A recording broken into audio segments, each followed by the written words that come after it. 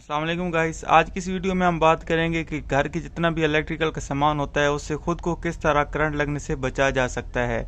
Normally देखा गया है कि अक्सर जो हमारे घर में सामान होता है, इलेक्ट्रिकल का सामान होता है, जैसे ज़्यादातर ये बड़े स्टेबलाइज़र होते हैं 10,000 वाट के, 15,000 वाट के, 20,000 वाट के। इसके अलावा इंजेक्टर पंप होते हैं, सिलाई मशीन की मोटर होती है, अक्सर देखा गया है कि फ्रिज होते हैं,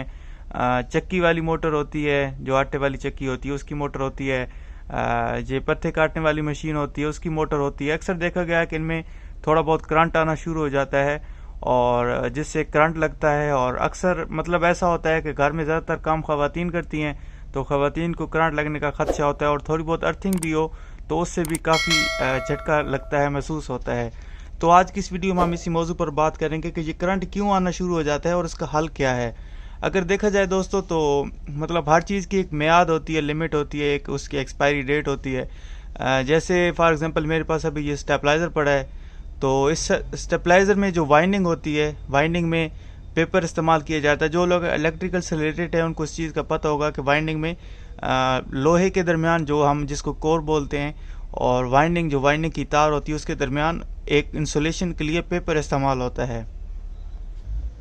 कुछ दोस्त उस पेपर को मतलब जो इलेक्ट्रिकल के ज़मान में बोला जाता है कि उसको इंसुलेशन पेपर या वाइंडिंग पेपर भी कहा जाता है। तो ऐसा होता है कि कुछ अरसे बाद जब मुसलसल एक चीज़ काम कर रही होती है तो उसकी जो वो क्वालिटी होती है वो पहले जैसी नहीं रहती। अगर 100% थी तो वो ज़रूरी नहीं है कि 5 साल बाद 10 साल बाद वो 100% ही हो, वो कम हो के 50%, 60%, 70% रह जाती है। तो उसका मुतवातर एक हल होता है। उसके बाद क्या होता है कि जब वो इसकी क्वालिटी कम हो जाती है, वो पेपर की इंसुलेशन है, मुसलसल इस्तेमाल करने से बाद वो जब मैग्नेट हमारा बनता है, मैग्नेट की वेव्स बनती हैं, जब हम करंट उसमें छोड़ते हैं तो उसमें एक मैग्नेट की लहर बनती है। और अगर हमारा जो पेपर होता है, वाइंडिंग पेपर जिसे हम बोलते हैं, वो वाइंडिंग पेपर वीक हो तो क्या होता है कि वो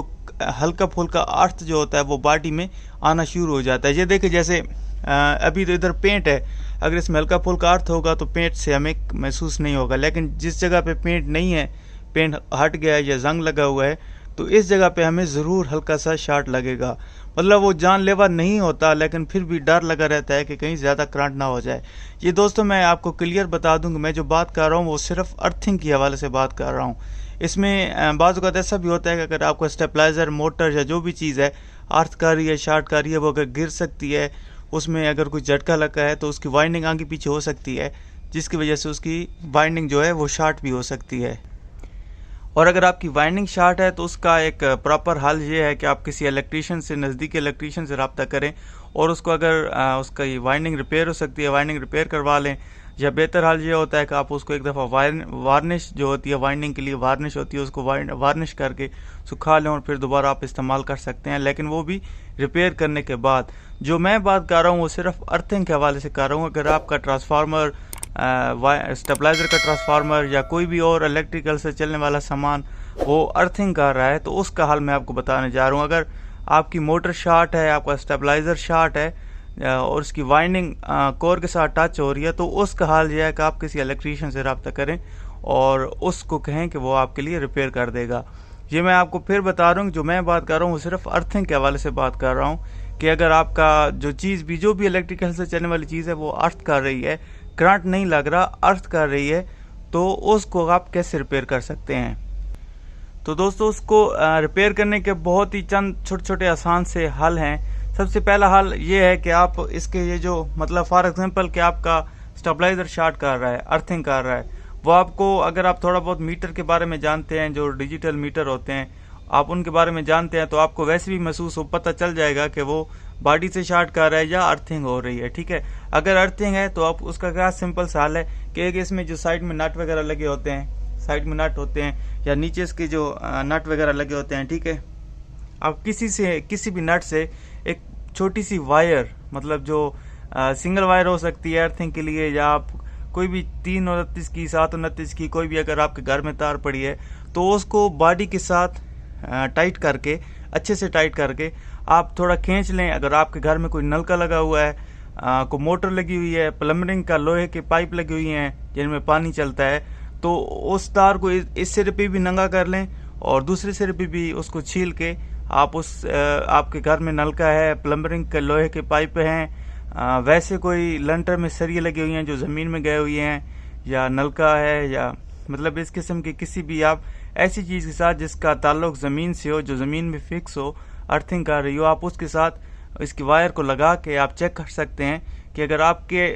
سٹیپلائزر ہے یا جو بھی ہے وہ ارتھنگ لیک کر رہا ہے تو وہ جو ارتھنگ آ رہی ہوگی وہ کرنٹ ختم ہو جائے گا۔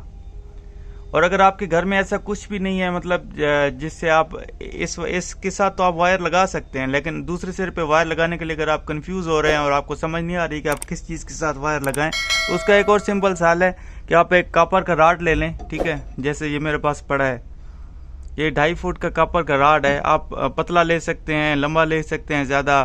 آپ کاپر کا راڈ لے لیں اور اس کے زمین میں کم از کم اتنا تقریباً کم از کم 2 سے 2.5 فٹ زمین میں ہونا چاہیے، زمین میں اس کو لگا لیں اور اس کے بعد ایک سرے پہ یہ جو آپ نے وائر سٹیپلائزر سے یا کسی بھی الیکٹریکل کے سامان سے کھینچی تھی آپ اس کے دوسرے سرے پہ لگا لیں، لیکن ضروری ہے کہ اس کا زمین میں ہونا چاہیے، زمین میں آپ اس طرح اوپر رکھ کے یا فرش پہ رکھ کے یا کسی سوراخ میں دیوار میں لگا کے نہیں، یہ زمین میں ہونا چاہیے، ایسی جگہ پہ جہاں ریت ہو، مٹی ہو، گیلی ہو، ایسی جگہ پہ آپ زمین میں اس کو لگا لیں اور اس کے ساتھ ایک تار لگا لیں اور اس کا دوسرا سرا آپ جو آپ کی چیز شارٹ کر رہی ہے، جو بجلی سے چلنے والے کوئی بھی سامان آپ کا شارٹ کر رہا ہے، آپ اس کے ساتھ لگا لیں تو انشاءاللہ تعالی آپ کا جو وہ ارتھنگ ہوگی وہ ختم ہو جائے گی۔ یہ 100% آزمایا ہوا طریقہ ہے دوستو، لیکن میں آپ کو پھر ایک دفعہ بتا رہا ہوں کہ یہ طریقہ صرف ارتھنگ کے لیے ہے۔ اگر آپ کی موٹر شارٹ ہو گئی ہے، اس کی وائنڈنگ شارٹ ہو گئی ہے تو اس کا یہ حل نہیں ہے۔ اگر آپ اس کا یہ حل کریں گے تو آپ کے لیے خطرناک ہو سکتا ہے۔ یہ صرف اس صورت میں ہے کہ اگر آپ کے پیپر ویک ہو گئے ہیں، آپ کی باڈی ارتھ کر رہی ہے، الیکٹریکل سے چلنے والے سامان کی باڈی ارتھ کر رہی ہے، ارتھ لیکیج کر رہی ہے، تو اس کا یہ حل ہے کہ آپ جو میں نے ابھی آپ کو بتایا کہ ایک تار اس سے لگا لیں اور دوسری تار اس طرح اس پہ لگا لیں۔ ٹھیک ہے دوستو، امید ہے آپ دوستوں کو ویڈیو سمجھ آ گئی ہوگی۔ اگر کوئی سوال ہو اس سلسلے میں تو آپ بے شک کمنٹ کر سکتے ہیں۔ Thank you so much.